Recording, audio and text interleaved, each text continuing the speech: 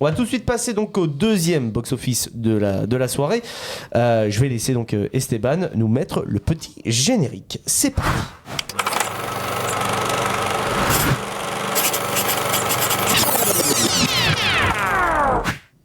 De retour dans le studio de Chemical Production et donc on continue un petit peu notre voyage, on va dire, dans les films de genre ce soir, puisque tout de suite on va parler du dernier film de Steven Soderbergh. C'est parti pour Présence, bande-annonce. Et tu te demandes ce que ça ferait d'être à cet endroit aussi.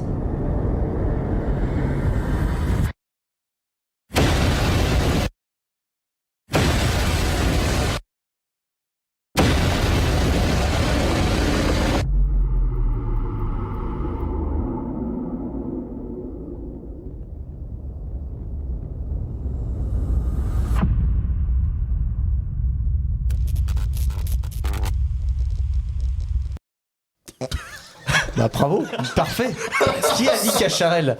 Incroyable, présence de Cacharel, mais incroyable, magnifique. Vous ne l'avez pas entendu, mais bon bref, magnifique. On pouvait pas réattaquer sans faire style, voilà quoi. Donc présence. Donc comme je le disais, c'est un film réalisé par Steven Soderbergh avec Lucy Liu et Chris Sullivan. Le synopsis, là, il est très très simple. Une famille emménage dans une nouvelle maison où une mystérieuse présence hante les lieux. C'est un film conceptuel, les amis, de Steven Soderbergh. Steven Soderbergh, pour ceux qui ne le connaissent pas, c'est un réalisateur plutôt de grande renommée à Hollywood. Il a fait des films comme Traffic, il a fait des films aussi comme Magic Mike, des choses comme ça, et surtout il a fait la saga Ocean's 11 derrière.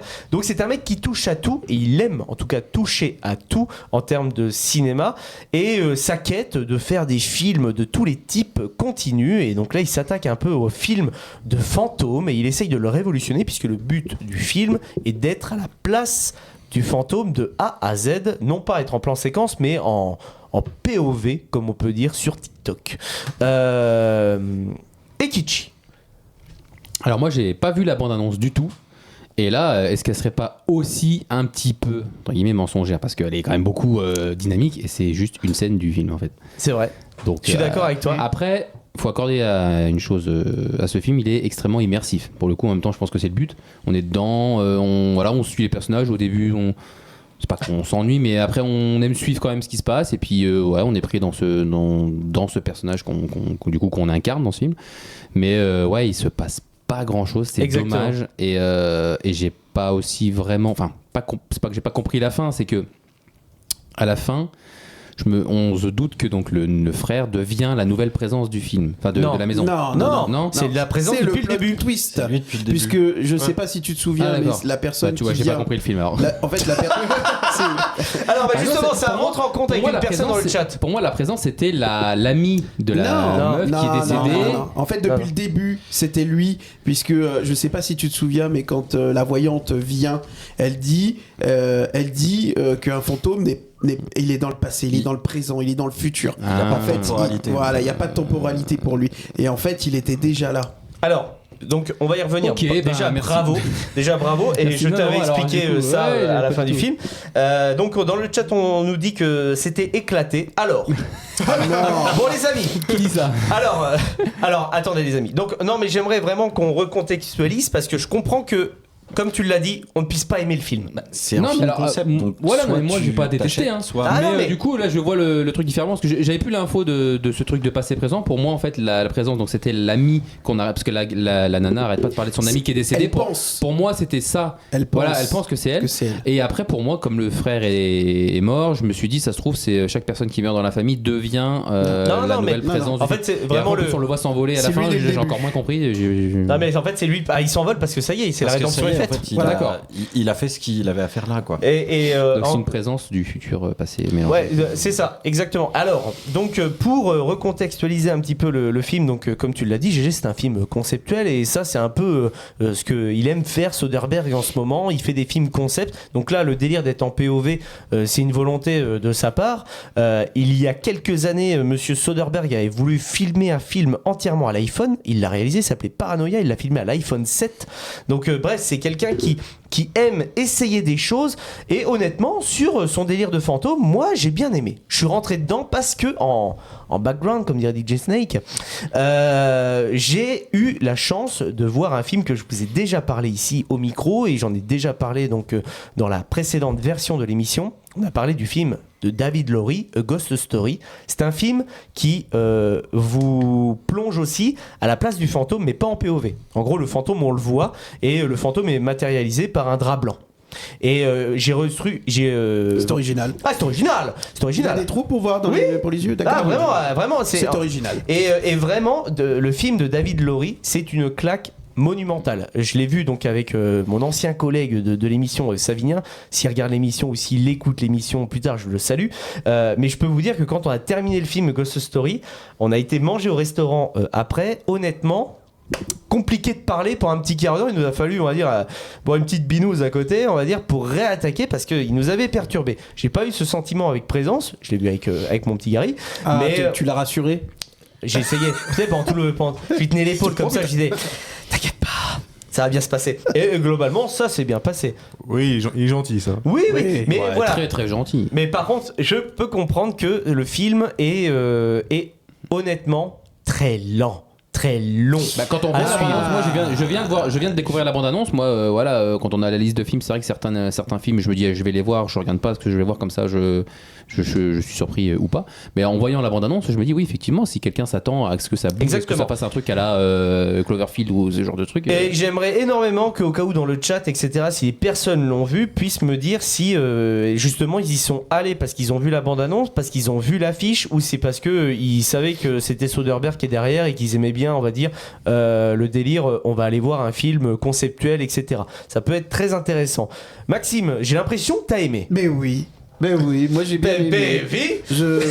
Attends, mais oui, non. Et c'est vrai que j'ai apprécié. Alors, je comprends le fait que c'est un peu long pour certaines personnes, c'est-à-dire qu'en fait c'est des... Alors moi j'ai adoré déjà le fait qu'on soit totalement à la place du fantôme H24, en tout cas pendant tout le film, et en fait c'est...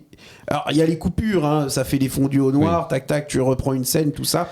Et en fait c'est peut-être long parce que c'est les scènes lambda de la vie. C'est-à-dire qu'en fait dans la vie tu vas pas parler H24, il va pas forcément... Voilà, c'est plutôt cru, c'est plutôt réaliste en tout cas sur les scènes de vie. S'il y a un truc peut-être que je trouve dommage, c'est qu'on n'aille pas plus loin aussi dans ce qui se passe avec la famille. C'est-à-dire que le papa, j'ai l'impression soit c'est lui qui s'est fait tromper, soit c'est lui qui a trompé. J'ai pas compris ce... Oui, j'ai pas suivi. En fait, le truc, c'est que j'aurais voulu en savoir un peu plus sur cette histoire. Le délire du couple, j'ai pas suivi. C'est ça, moi je trouve ça un peu dommage. Alors on comprend un petit peu qu'il y a eu quand même un fait, quand il appelle son ami, il dit en fait non, ça va pas, machin, je suis vraiment dans une mauvaise passe. J'aurais voulu en savoir un petit peu plus. C'est dommage. Mais sinon, sur les effets de longueur, c'est pas un film qui dure très longtemps, je crois qu'il fait 1h25, un délire comme ça. Hein, donc voilà, en fait, il y a des moments un peu longs, mais il est pas si long que ça en fait finalement. Et j'ai adoré le fait, le plot twist en fait. Moi j'ai adoré parce que je me suis dit, moi je vais vous expliquer comment j'ai pris le film. Vas-y, explique-nous. On voit une présence, il y a personne, la famille s'installe.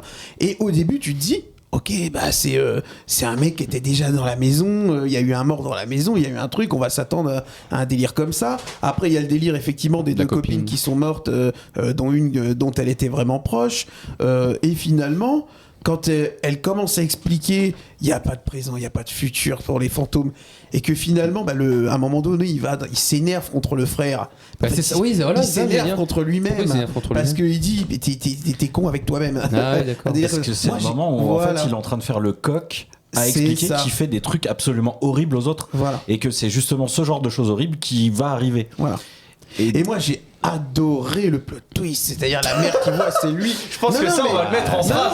J'ai adoré le plot twist, les amis. Mais vraiment, je mettrais un petit cœur sur la miniature au-dessus de ta tête. Vraiment, je me dis, mais putain, c'est bien pensé en fait.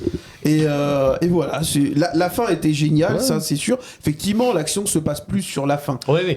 Tu vois un petit peu que l'autre c'est un salaud. À un moment donné, d'ailleurs, il y a la voyante qui dit. À Pâques un peu quand même. Le gars là, le blondinet, c'est un tueur en série quoi. J'ai envie de dire. dire quand même, on va dire les termes. Une belle petite merde, voilà.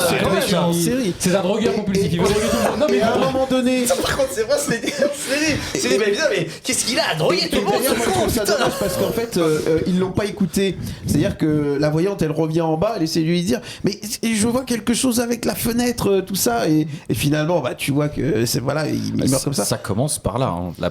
C'est ça, ouais. La première fois que tu vois le plan, c'est le fantôme qui regarde la fenêtre de toute façon. Il va à la fenêtre. Bah en tout cas, donc dans le chat, on nous dit comme quoi, le concept était très bon, voilà. Mais vous n'hésitez pas à me répondre en tout cas si sur The Presence vous l'avez vu en fait, vous avez été le voir par l'affiche ou la bande-annonce et que potentiellement ça vous a peut-être un peu biaisé. Je rejoins un peu quand même Ekichi sur le fait que la bande-annonce est un petit peu trompeuse sur le propos du film. J'aurais aimé une bande-annonce beaucoup plus calme pour répondre. Et j'aimerais revenir juste une chose, le seul truc qui m'a dérangé dans le film, c'est que on n'a pas une sensation de film, on a plus une sensation de scénettes qui s'enchaînent. Ah oui, tout à fait. Et ça, c'est un peu dommage, mais je sais pourquoi il l'a fait, parce qu'il veut montrer que le temps il passe et que lui bouge pas. Mais c'est dommage d'avoir fait ça, parce que ça se coupe beaucoup, ça se cut beaucoup, t'as beaucoup de séquences. Net, ouais, c'est net, et les noirs ils sont un peu longs. Et les noirs ils font pas tous la même taille. C'est vrai. Peut-être. Non mais c'est voulu quoi. J'avais pas mon chrono. Ouais. Yari. Écoute, moi j'ai un petit peu peur au début parce que. Moi j'ai eu un petit peu peur. Parce que même l'affiche fait très Conjuring. Oui, l'affiche fait très Conjuring. C'est pour ça que je voulais parler de l'affiche, parce que je sais que l'affiche, elle ne te mettait pas en confiance. Voilà. Non, c'est sûr. Et oui, on nous dit dans le chat qu'ils n'avaient pas vu la bande-annonce, donc je suis franchement désolé que vous n'avez pas apprécié le film, et que vous ne soyez pas rentré dans le concept du film, parce que vraiment là on est sur c'est très cool hein, qu'on en parle autour de la table et qu'avec vous les amis, mais c'est vraiment le genre de film qu'on peut trouver en festival, et honnêtement il a été sélectionné à Gérardmer, ça me surprend même pas. Donc quoi on disait l'affiche. La bande-annonce et l'affiche fait très Conjuring, tu vois. Mais au final, oui, pas du tout, parce que tu suis le fantôme et qui est assez gentil au final. Tu vois, il fait des petites blagounettes, c'est parti par là. C'est totalement gentil, parce qu'il sauve sa sœur. Est-ce que c'est pas mais tu le sais qu'à la fin. Ouais. Tu le sais qu'à la fin. Hein, bien sûr. Tu le sais qu'à la fin. Et justement, c'est aussi le délire du truc. C'est je te dis, moi je suis arrivé, je dis, c'est qui le fantôme? On veut savoir qui c'est. Ouais. Et finalement, quand t'apprends ça, tu fais. Est-ce que c'est pas glauque un frère qui crèche dans la chambre de sa sœur finalement? Un peu glauque. Ah bah il la regarde faire un petit peu des choses. Ouais, par contre, oui. Intime. Ouais, bah carrément. Même, voilà, surtout avec un tueur en série, mais bon. Ouais, mais c'est le moment où il se planque dans la. Ouais, mais est-ce qu'il a tous ses souvenirs? On sait pas. Non, justement, la voyante explique quand même que c'est pas totalement lui. Il sait qu'il est là pour quelque chose, mais tu vois, il se souvient plus vraiment. Il est voilà, mais il sait qu'il est là pour quelque chose. Et il n'y a qu'un seul moment qu'il intervient finalement, c'est quand il fait trembler la table de chevet. Alors oui, sinon, quand il drogue la deuxième fois qu'il le drogue, il intervient pas spécialement. Si, il fait tomber il un se réveille lui-même. À la fin, il se réveille lui-même pour pouvoir aller la sauver. Génial d'ailleurs. Ah oui, il se réveille lui-même, ça c'est sûr. Oui. Et puis il y a la première fois où elle se rapproche du blondinet, où il fait tomber l'étagère dans le livre qui vole. Voilà, les bouquins, il prépare les affaires scolaires, tu sais pas pourquoi, mais c'est sans doute pour lui dire à elle que c'est qu'il a compris que c'était pour elle qu'il était là.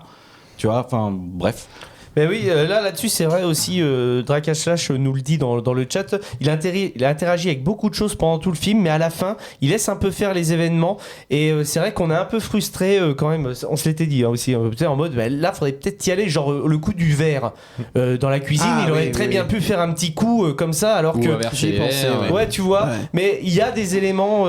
mais c'est là où tu frises le paradoxe temporel, parce que s'il ne se... réveille pas, s'il ne s'endort pas, il peut pas se réveiller, et donc du coup, s'il se réveille pas, il ne meurt pas. Donc du coup, je pense que c'est exactement pour ça qu'il n'intervient pas dans la cuisine. C'est pas possible. Oui, sinon, il y a peut-être de ça. Non, Martis. Il y a peut-être de ça. Non mais bien joué. Mais je suis content parce que honnêtement, quand je vous ai proposé d'aller voir Présence, bon, je me doutais que c'était conceptuel. Je me suis dit, est-ce qu'on aura un débat assez solide autour de la table? Et je vous avoue que là, ça fait un petit quart d'heure que l'on discute et ça me fait plaisir. Le chat est très réactif. Merci beaucoup les amis. Et surtout, n'hésitez pas à nous rejoindre sur les autres réseaux, Instagram, YouTube et les plateformes audio. Voilà quoi. Ça fait extrêmement plaisir et vous êtes de plus en plus nombreux. Merci beaucoup. Est-ce que vous avez des choses à rajouter, Ouais, il y a Ekichi? une petite scène du coup que j'ai. Enfin, c'est pas que j'ai pas compris, non, mais c'est pas le peintre qui dit non, mais il veut pas peindre. Il a dit qu'il était hors de question qu'il peigne. Mais en fait, on sait pas. Est-ce qu'il sent? Est-ce que c'est parce que le mec sent une présence justement ou...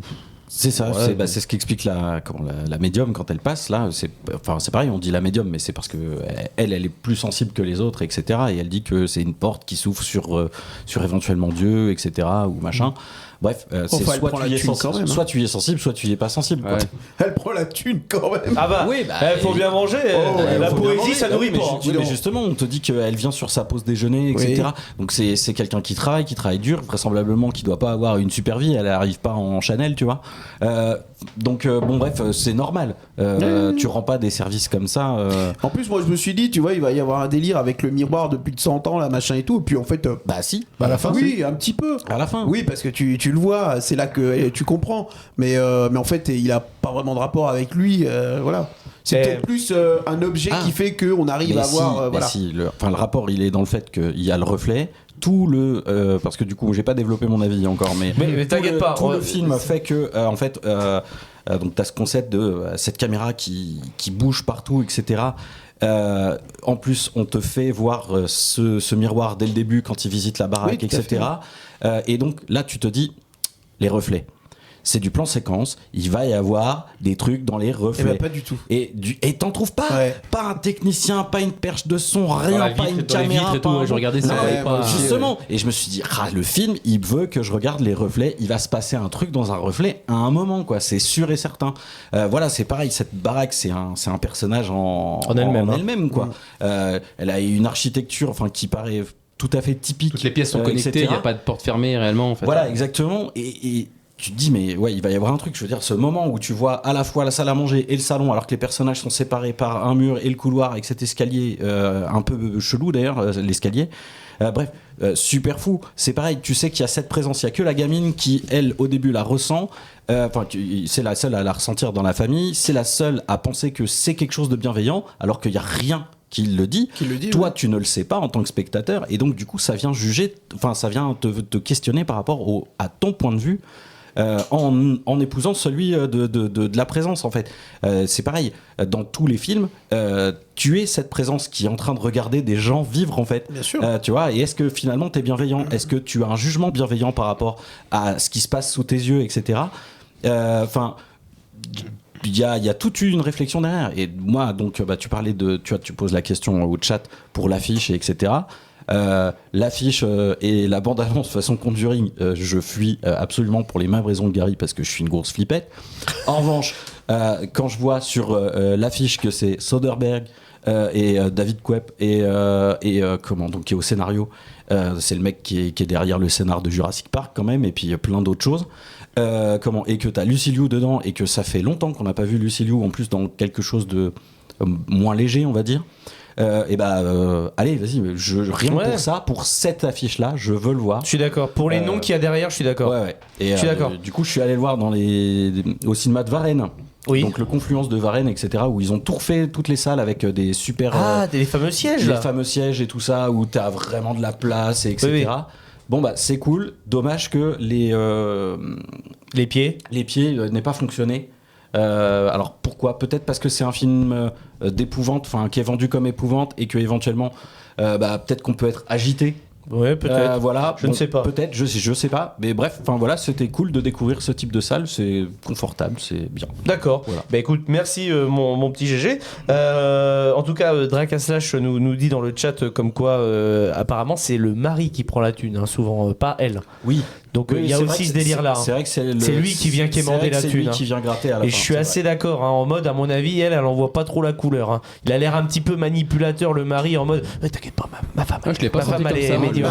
Ça l'a beaucoup fatigué, vous savez. Oui, ça l'a beaucoup fatigué, vous le mari savez. du médium, je crois. La Marie du médium, non, le père il est trop cool. Ah non, mais oui, c'est pas cette ça. espèce de grand nounours. non, rien à voir. Génial, t'as envie de lui faire un câlin au daron. Exactement, non, vraiment très très cool. Et merci beaucoup les amis, en tout cas pour ce box-office, ça fait extrêmement plaisir. L'émission est finie, tu peux changer de vidéo. Par contre, oublie pas de t'abonner, ça leur donnera de la force à ces petits branleurs. Ciao!